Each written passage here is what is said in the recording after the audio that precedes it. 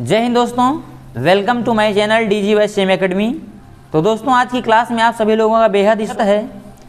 ये क्लास बड़ी इंपॉर्टेंट होने वाली है क्योंकि इस क्लास में आप सभी लोग को एक सेंट्रल आइडिया प्राप्त होने वाली है जो कि क्लास 10 के लिए पहली पोएम डस्ट ऑफ स्नो है, जिसके कंपोजर रॉबर्ट फ्रॉस्ट जी हैं। तो बड़ी इंपॉर्टेंट है। इसमें रॉबर्ट फ्रॉस्ट जी ने कंपोज किया है और बताया छोटी छोटी चीज़ों के बारे में कि छोटी चीज़ कितना महत्व रखती है, कैसे एक व्यक्ति के किसी भी मूड को परिवर्तित कर देती है। जिस प्रकार रॉबर्ट फ्रॉस्ट जी पहले उदासीपूर्ण मुद्रा में थे और जब बर्फ के कण उनके सर पर कौवे द्वारा हिलाकर गिरा दिए गए तो उनका जो मुद्रा थी वो बदल गई, अर्थात वो प्रसन्न मुद्रा में हो गए। तो इसी में इस पोएम का वर्णन किया गया है मित्रों। तो स्टार्ट करते हैं और देखते हैं आपके जो मार्क्स हैं आसानी से प्राप्त हो सकें। तो मित्रों स्टार्ट करते हैं पोएम को। लिखा है dust of snow. Dust means कण या धूल, ऑफ मीन्स के, स्नो मीन्स बर्फ। तो बर्फ के कण, अर्थात धूल नहीं कहेंगे, बर्फ की धूल नहीं कहेंगे, बर्फ के कण। तो सेंट्रल आइडिया, केंद्रीय विचार क्या है पोएम का, किसके बारे में बताया गया है। तो इसमें रॉबर्ट फ्रॉस्ट जी कह रहे हैं कि इसमें बताया गया है द पोएम, जो कविता dust of snow, dust of snow जो है अर्थात बर्फ के कण। तो जो कविता बर्फ के कण नामक कविता हैज बीन कंपोज्ड, ये रची गई है। और बाई माने द्वारा, द पोएट माने कवि, रॉबर्ट फ्रॉस्ट माने रॉबर्ट फ्रॉस्ट के द्वारा।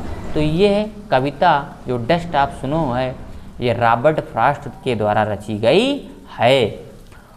द पोएम, ये कविता एक्सप्रेसेज माने व्यक्त करती है, बयां करती है। द इम्पॉर्टेंस मीन्स महत्व को, ऑफ माने की, स्मॉल थिंग्स माने छोटी छोटी चीज़ों की, इन माने में, और चेंजिंग माने बदलने में, वंस माने किसी भी व्यक्ति के एटीट्यूड माने नज़रिए को, सोचने के तरीके को। तो यह कविता जो किसी भी व्यक्ति के नज़रिए को बदलने के लिए उन छोटी छोटी चीज़ों के महत्व को का वर्णन करती है, उन्हीं छोटी छोटी चीज़ों के महत्व को बताती है।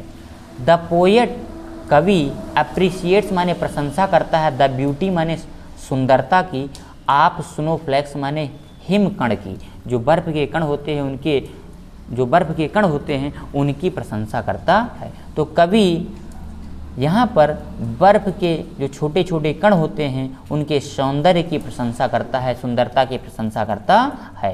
विच माने जिसने, चेंज्ड माने बदल दिया, हिज मूड माने उसके मूड को, अर्थात उसके जो मन स्थिति थी उसको बदल दिया।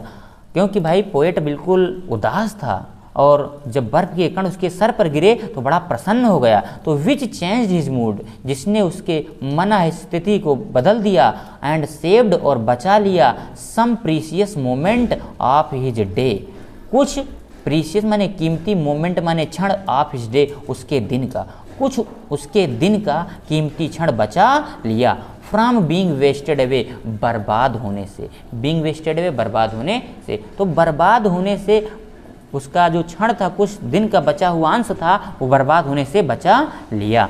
द वे, जिस तरह से, द पोएट माने कवि, बिकम्स हैप्पी, प्रसन्न हो जाता है, जिस तरह से कवि प्रसन्न हो जाता है, अर्थात बर्फ के कण जब गिरते हैं तो वो कवि प्रसन्न हो जाता है। और बाई द इफेक्ट ऑफ स्नोफ्लैक्स, बर्फ के कणों के प्रभाव से, जिस प्रकार कवि बर्फ के कणों के प्रभाव से प्रसन्न हो जाता है, इन द सेम वे, उसी तरह से, one can shake of the sadness from once heart, कोई भी व्यक्ति हो वो अपने हृदय से जो सैडनेस है, उदासीपूर्ण मुद्रा है, उसको हटा सकता है।